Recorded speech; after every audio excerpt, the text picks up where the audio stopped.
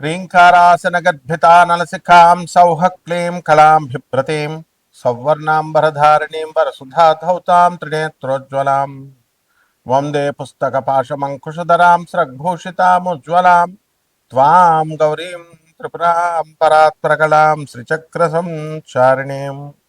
ఓం శ్రీ బెజవాడ కనకదుర్గాదేవ్యై నమః. మనకి ఆరోగ్య సమస్యలు అనేటటువంటివి ప్రతి మనిషికి కూడా ఉంటాయి. తర్వాత ఆంతరంగికంగా అంటే శరీరంలో బాధలు, మనస్సు నీరసంగా ఉండడము, ఉల్లాసంగా లేకుండా మనసు పీడిస్తున్నట్టు మనఃపీడోపశాంతయే అంటాం. ఇదొక రకం బాధలు. తర్వాత శారీరక బాధలు, ముఖ్యంగా 45 సంవత్సరాలు దాటిన తర్వాత చాలామందికి కాల్షియం డెఫిషియన్సీ వల్ల బాధలు, బోన్స్ కాల్షియం డెఫిషియన్సీ, వెముకల నొప్పులు, మోకాళ్ళ నొప్పులు, ఇలాంటివన్నీ కూడా వస్తూ ఉంటాయి. అలాగే మనకి ఈ యొక్క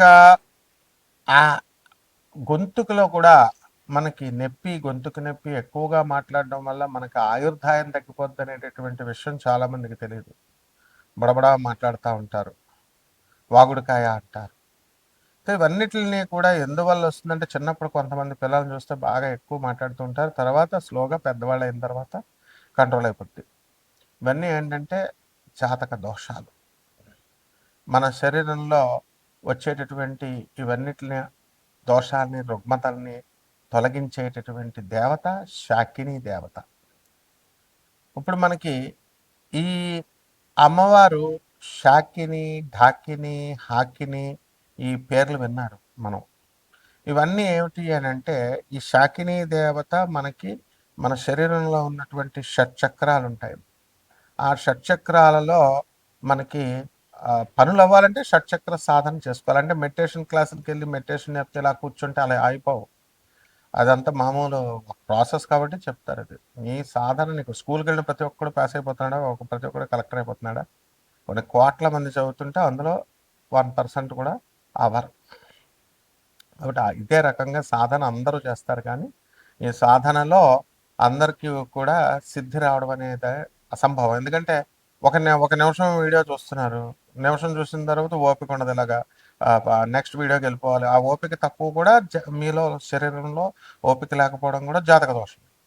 అటువంటి వాళ్ళు ఇంకా అంత పేషెన్స్ అవసరం.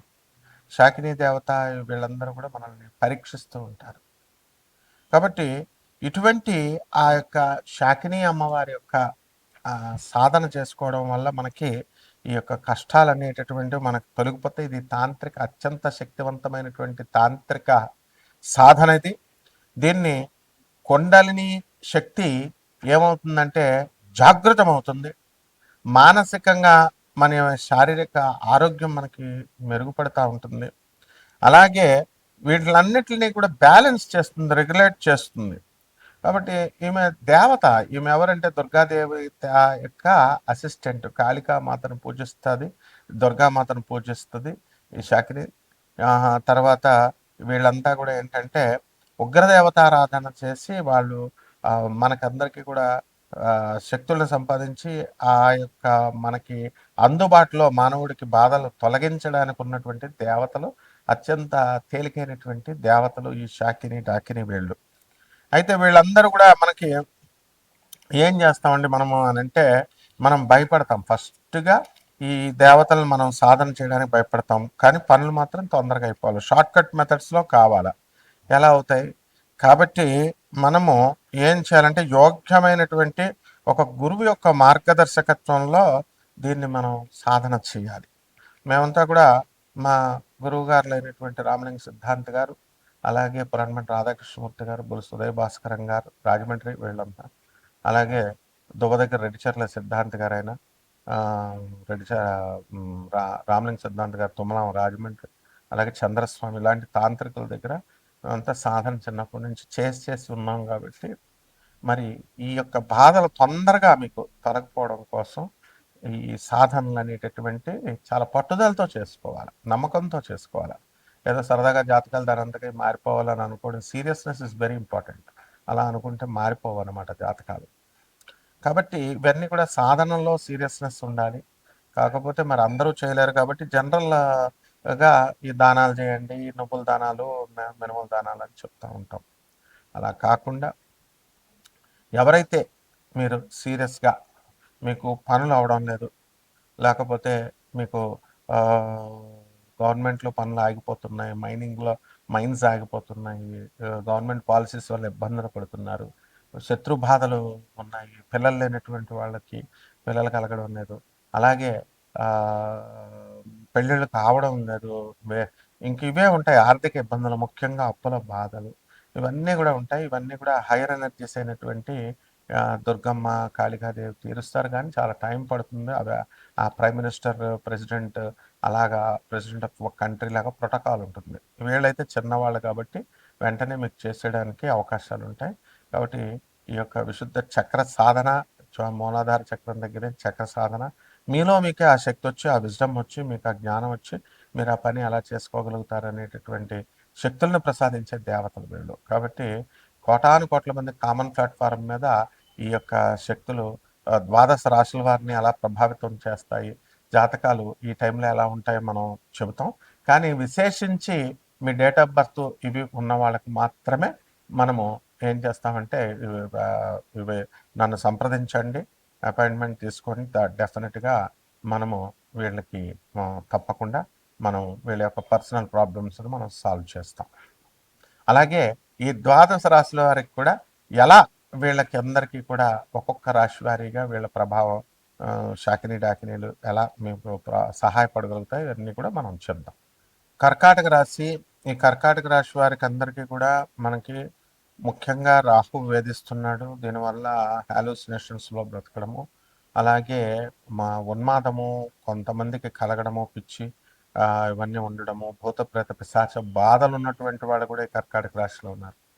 ముఖ్యంగా ఈ అత్తగారు ఆ నక్షత్రమైనటువంటి ఆశ్లేష నక్షత్రం ఉందండి, అందువల్లనేమో అత్తగారికి మా కోడలికి పడట్లేదండి అని మామగారులు చాలామంది బాధపడుతున్నారు. అలా కాదు, దానికి ఆ నక్షత్రాలన్నీ కూడా రాహు యొక్క కంట్రోల్లోకి వెళ్ళిపోవడం వల్ల అత్తగారికి, ఆడపడుచులకి, తర్వాత ఈ అమ్మాయికి ఎవరైతే కోడలు ఉందో వీళ్ళకి పడకపోవడానికి కారణాలు అవి. కాబట్టి వీటిలన్నిటికి ఏమిట్రా అంటే వీళ్ళు మొండి వాదనలు చేస్తూ ఉంటారు, మొండిగా వాదించడం అనేటటువంటివి చేస్తూ ఉంటారు. కాబట్టి అలా కాకుండా చాలా జాగ్రత్తగా మీరు ఈ యొక్క పరాభవన సంవత్సరంలో చేసుకోవాలి. ఇప్పుడు ఆదాయాలు బాగానే పెరుగుతాయి, కాకపోతే ఖర్చులు కూడా మనకి అధికంగా ఉంటాయి. అలాగే గురుడు మిథున రాశిలో ఉన్న కారణంగా మనకి ఈ యొక్క కర్కాటక రాశి వారందరూ కూడా జైలుకు వెళ్ళడము, లేకపోతే ఏదో కారణంగా పోలీస్ స్టేషన్లకు వెళ్ళడము, మీరు తప్పు చేశారని కాదు, అక్కడ తప్పు చేసినా చేయకపోయినా రూల్స్ ప్రకారం మిమ్మల్ని తీసుకెళ్తారు అన్నమాట. గ్రహాలు పోలీస్ స్టేషన్లో కోర్టు మెట్లు ఎక్కిస్తాయి. ఈ విధంగా మీకు రావాల్సినటువంటి బకాయిలు మీకు రాలేదనేటటువంటి ఉక్రోషంతో మీరు వెళ్ళడం, వాళ్ళని అనడం, అపనిందల పాలవ్వడం, ఇలాంటివన్నీ కూడా జరుగుతూ ఉంటాయి. అలాగే ఈ యొక్క కర్కాటక రాశి వారికి అందరికీ కూడా మనకి కొత్త కొత్త ఆలోచనలు వస్తూ ఉంటాయి.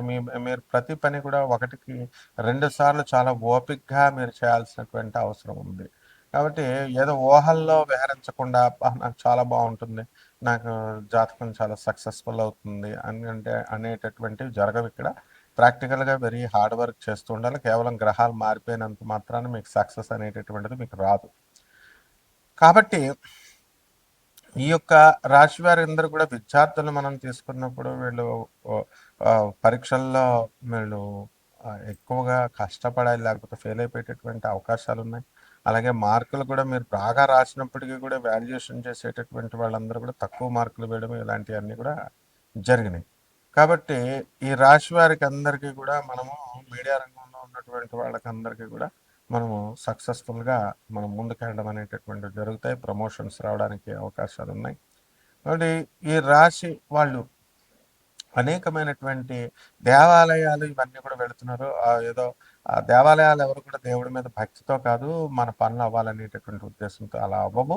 కాబట్టి పరిహారాలు ఏం చేసుకోవాలంటే శాకినేశ్వరి అమ్మవారి యొక్క ఆరాధన, హాకిని డాకిని అమ్మవార్ల యొక్క సాధన చేసుకోవాలి. ఇవన్నీ కూడా ఆ చక్రాలకి అన్నిటికి కూడా అధిష్టాన దేవతలు అమ్మవారు మహాకాళి దుర్గాదేవికి ఆరాధ్య దైవాలు వీళ్ళు.